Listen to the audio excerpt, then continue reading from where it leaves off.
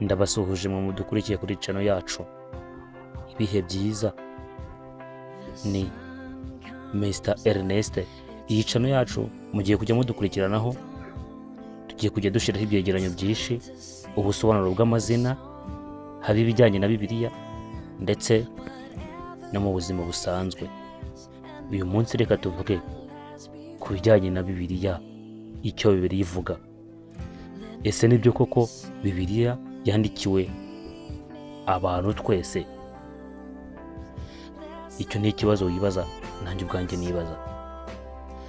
Ariko uyu munsi tugiye kubona igisubizo cyacyo bivuye mu ijambo twakuye mu gitabo kimwe cyanditswe n'umugabo witwa Yohana, intumwa ya Yesu Kristo. Ni ibice 20, umurongo wa 30 ndetse no wa 31. Yohana yabivuzeho neza cyane, aravuga ati: ariko ibi byandikiwe kugira ngo mwizere yuko Yesu ari Kristo umwana w'Imana, kandi ngo nimwizera muherwe ubugingo mu izina rye. Ibi nibyo koko nk'uko Yohana yabivuze. Uyu niwo murongo utugaragariza yuko twese, isi yose, dukwiye kwizera Bibiliya.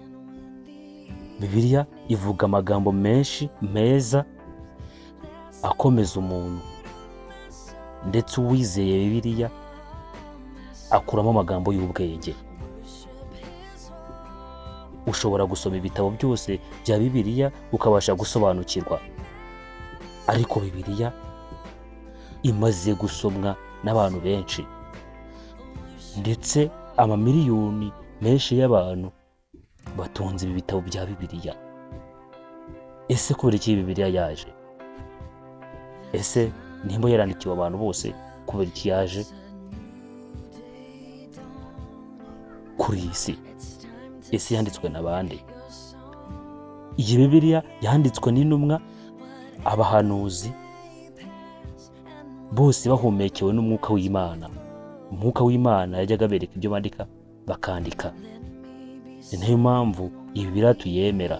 Ni nayo mpamvu umuntu wese wemera Imana atunga iki gitabo cya Bibiliya. Urifuza gusobanukirwa ibindi bijyanye na Bibiliya? Dukurikirane kuri channel yacu Mr Ernest. Amadekomateri menshi mugiye kuzajya muyabona.